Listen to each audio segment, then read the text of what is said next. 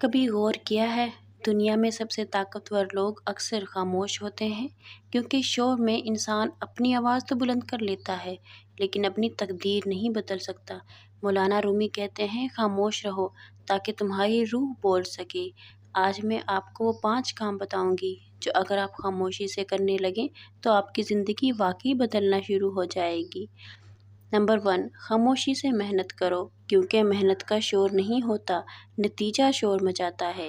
جو بیج زمین میں خاموشی سے گرتا ہے وہی طاقت بن کر دنیا کو سایہ دیتا ہے۔ یاد رکھو، لوگ تمہیں باتوں سے نہیں تمہارے نتائج سے پہچانتے ہیں۔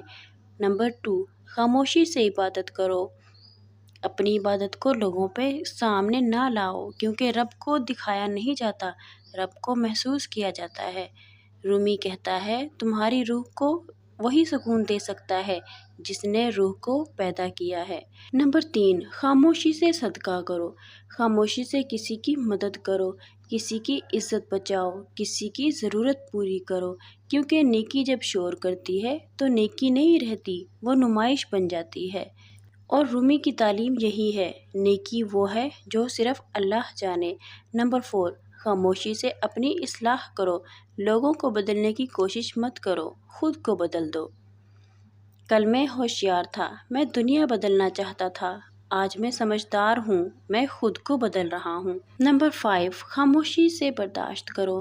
جب تمہیں تکلیف ملے تو ہر جگہ اپنا دکھ مت سناؤ، کیونکہ ہر کوئی سن نہیں سکتا اور ہر کوئی سمجھ نہیں سکتا۔